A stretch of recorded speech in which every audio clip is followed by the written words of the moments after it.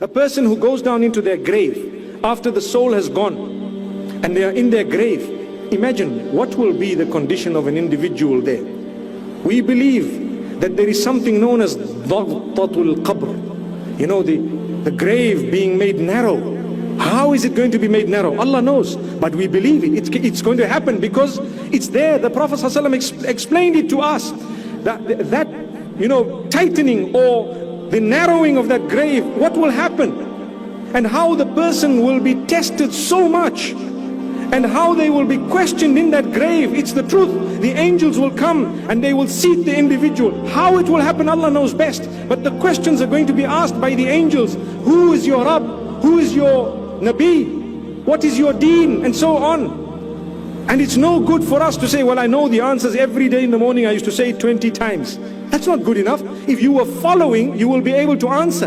And if you are not following, you won't be able to answer. So here is the mu'min, the one who was believing. He will answer just like that. And he will be given a good resting place. You know, a little perhaps breeze of heaven will be released for that person because of the goodness that the person engaged in his or her life.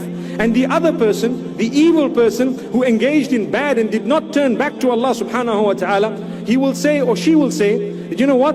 Who is your Rabb? Who is your Nabi? What is your deen? And so on. Oh, yeah, I heard people saying something, and I used to say something as well. That's what sometimes we are guilty of. Do you know how? We heard people reading the Quran, we just read it. That's all. We just said the same thing without even thinking, what's the meaning of it? What is it? What is this work? How can I live my entire life without knowing what my Maker said? What a fool. Allahu Akbar.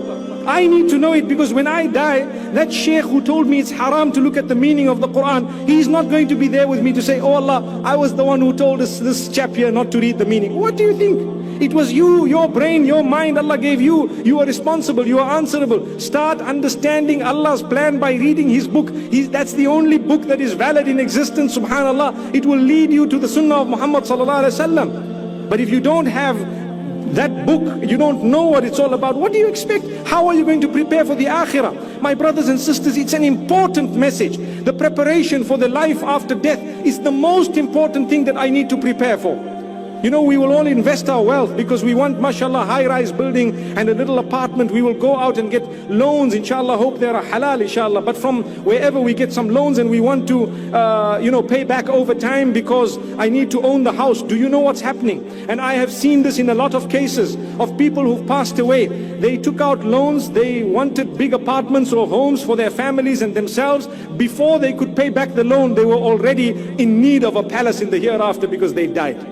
Allahu Akbar. Who is there who is going to give to Allah subhanahu wa ta'ala so that that loan would be multiplied so many-fold? Subhanallah. Are you ready to do for Allah? Spend your time for Allah. Spend your energy for Allah. Abstain from sin for the sake of Allah. You will find its reward multiplied. When you need your palace in the akhirah, it will be there. You will already be given glad tidings of it from the moment the angels come to take your soul away.